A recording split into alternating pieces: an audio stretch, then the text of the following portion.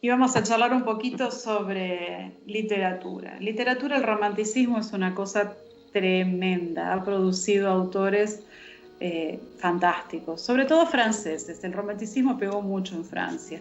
Tenemos figuras de la talla de Stendhal, Flaubert, Victor Hugo, Balzac, que son realmente, sobre todo novelistas, ¿sí? Sobre todo novelistas.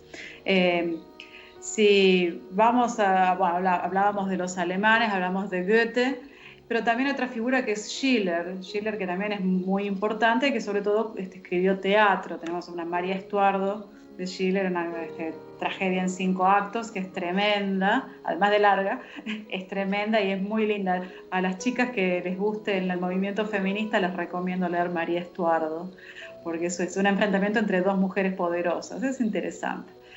Es interesante. ¿Qué pasa de este lado del charco con la literatura? Bueno, ya hablamos, ¿no?, sobre el tema del poeta, la mirada del poeta. Una de las cosas idealizadísimas, perdónenme que les diga, durante el periodo del romanticismo es la figura de la mujer. La mujer, viene Dios y debajo viene la mujer. Es una reivindicación de la mujer, pero no de cualquier tipo de mujer, guarda. Es la mujer angelical. La mujer del romanticismo es un ángel, pero es un ángel muy particular porque es un ángel fuerte, no es un ángel débil, no es la figura de un angelito solo buenito, no, es un ángel poderoso y tierno, a quien no haría el infierno vacilar ni estremecer, dicho en las palabras de Esteban Echeverría, un poeta argentino, ¿no? Hace un rato les hablaba sobre los dos aspectos del romanticismo, ¿no? El tema de las historias personales y al mismo tiempo de la conexión con lo nacional y con rescatar lo que es propio y autóctono. Y acá en Argentina eso encuentra un terreno fértil y encanta. Aparte porque acá llega a través de los franceses y las clases altas de Argentina. Al principio era todo España, pero después que nos independizamos, ya no tanto España, sino Francia, y hubo mucha ida y vuelta con los franceses, sobre todo en literatura, más adelante incluso en arquitectura, ¿no? Ya hacia fines del siglo XIX. Francia era el modelo a seguir en lo que eran las artes, y bueno, el romanticismo en Francia había pegado muy, muy fuerte. Acá en Argentina, uno de los íconos, de los mayores íconos del romanticismo fueron Esteban Echeverría y otros poetas de la generación del 37. Domingo Faustino Sarmiento, que no escribió poesía, sino que escribió prosa, y es la obra que más se reconoce como romántica, es el Facundo, que habla sobre Facundo Quiroga. Fíjense cómo esto está teñido de lo político, necesariamente teñido de lo político. Y también tenemos a José Mármol, que escribió un novelón, eran novelas en entregas, ¿sí? Los publicaban en el diario todo, cada tanto, periódicamente publicaban un novelón que se llama Amalia, que la parte que va mechando justamente al mismo tiempo, es una novela romántica en el sentido que nosotros entendemos el romanticismo, es un culebrón tremendo, al mismo tiempo que es una arenga política, un libelo político terrible, demoledor contra Rosas. Bueno, y ahí tenemos la punta del iceberg.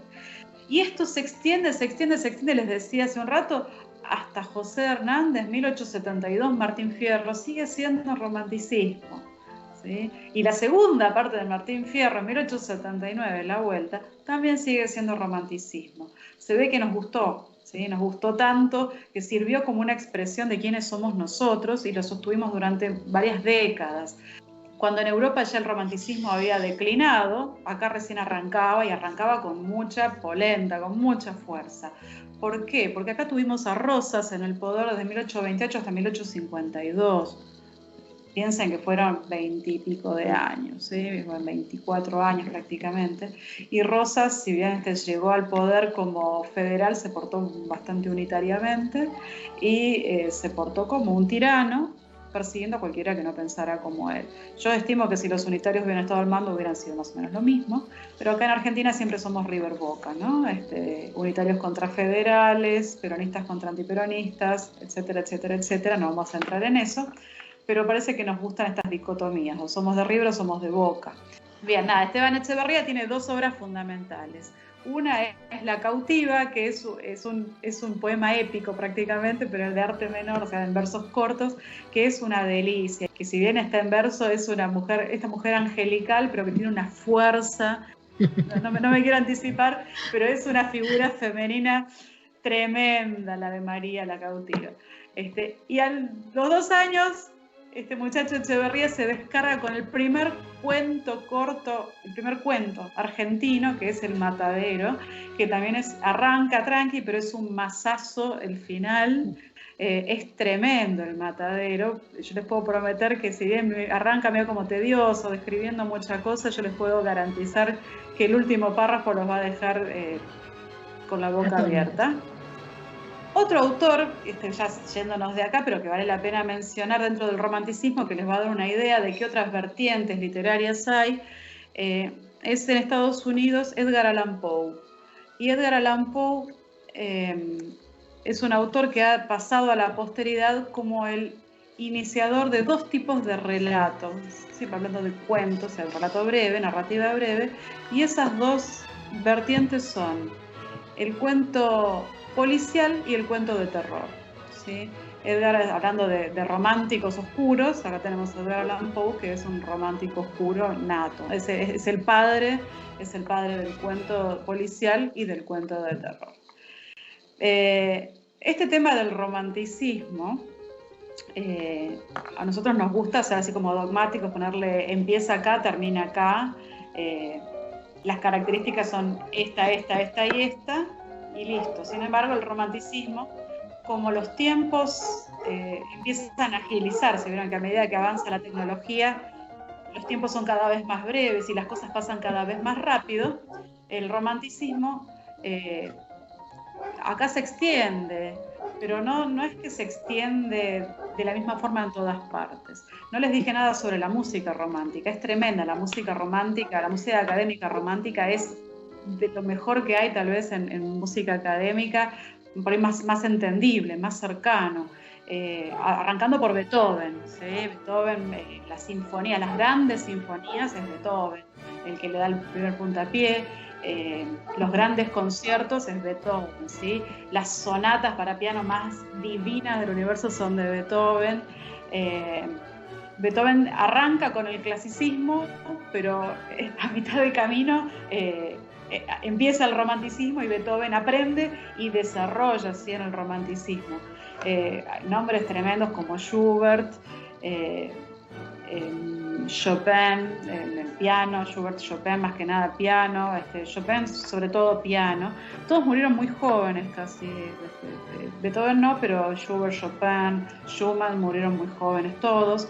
Brahms ya se extiende un poquito más allá y muy importante en la escena de la ópera tenemos a Giuseppe Verdi con una larga lista de óperas cuyas, que tienen unos cuantos números que son muy conocidos. Yo les voy a dejar, por supuesto, música mientras nosotras conversamos, para que ustedes vayan escuchando y van a ir reconociendo algunas cosas que son realmente muy conocidas. Este tema del romanticismo, hay un post-romanticismo, entonces es muy difícil poner la línea dónde termina el romanticismo y dónde empieza otra cosa. Porque están los románticos y los postrománticos y como les decía, los cambios van muy acelerados, al punto que en los próximos 2 periodos que vamos a nombrar a continuación, con la profe no logramos hacer poner de acuerdo a todas las artes en una misma escuela, porque pareciera que las artes se desfasan un poco durante unos 50 años y van cada una un poco a su ritmo en su propia búsqueda. Pero hay cosas que van quedando y que son fundamentalmente la de la búsqueda. ¿Por qué la búsqueda? Porque la realidad que nos rodea es cambiante. Y es cambiante y cada vez cambia más rápido. Entonces, romanticismo no termina de la noche a la mañana, mucho menos que cualquier otro movimiento, sino que se diluye en otras cosas. Por supuesto, hay un rebote de vuelta del péndulo, pero después hay una disolución en otras cosas. Y esto es un camino prácticamente necesario. Hace un par de clases atrás hablábamos sobre un tren que va en marcha y que no siempre puede dar marcha atrás, ¿no? Algunas veces vuelve, pero vuelve poquito y parece que ese volver un poquito es como tomar impulso para avanzar ir más allá. Y bueno, y daría la impresión que del romanticismo fue la última frenada, lo que siguió que fue el realismo, pero no frenó más y bueno, y va en ese camino.